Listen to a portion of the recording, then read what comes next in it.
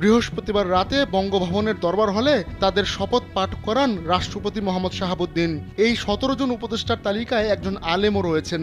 বাংলাদেশের ইতিহাসে এবারই প্রথম কোনো আলেম সরকারে উপদেষ্টা হিসেবে জায়গা করে নিলেন। অন্তর্বর্তীকালীন সরকারে জায়গা করে নেওয়া এই আলেমের নাম ডক্টর আফম খালিদ হোসেন। তার পুরো নাম আবুল ফয়েজ মোহাম্মদ খালিদ হোসেন, তবে তিনি ডক্টর আফম খালিদ হোসেন নামেই বেশি পরিচিত।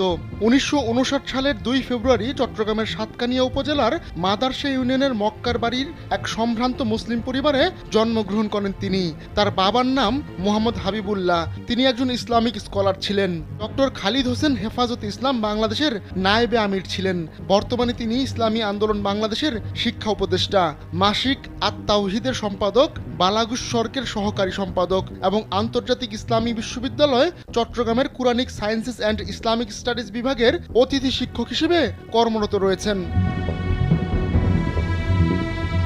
এর আগে ওমর গনি এমইএস কলেজের ইসলামের ইতিহাস বিভাগের অধ্যাপক ও বিভাগীয় প্রধান, এশিয়ান ইউনিভার্সিটি অফ বাংলাদেশের খণ্ডকালীন অধ্যাপক এবং নেজামে ইসলাম পার্টির ছাত্র সংগঠন ইসলামী ছাত্র সমাজের কেন্দ্রীয় সভাপতি ছিলেন উপদেষ্টা খালেদ হোসেন। বিশ্ব মুসলিম লীগের মুখপত্র the World Muslim League journal সহ বিভিন্ন সাময়িকীতে ২০০-রও বেশি গবেষণাধর্মী নিবন্ধ লিখেছেন তিনি। উপদেষ্টা খালিদ হোসেনের শিক্ষাজীবন শুরু হয় বাবুনগর সরকারি প্রাথমিক বিদ্যালয়ে। সেখানে তিনি ৩য় শ্রেণী পর্যন্ত পড়াশোনা করেন।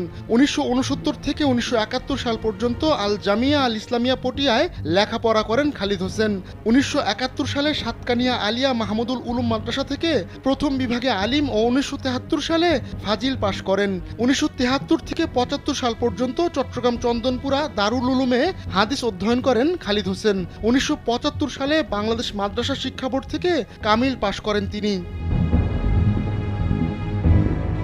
আশরাফ আলী থানভীর শিষ্য মোহাম্মদ আমিনের কাছে সহিহ বুখারী, চট্টগ্রামের মিরসরাই থানার নিজামপুর এলাকার বাসিন্দা মতিউর রহমান নিজামীর কাছে সহিহ মুসলিম, ইসমাইল আরকানি কাসেমির কাছে সুনান আত-তিরমিজি, নওয়াব হাসান কাসেমির কাছে সুনানে আবু দাউদ পড়েছেন খালিদ হোসেন।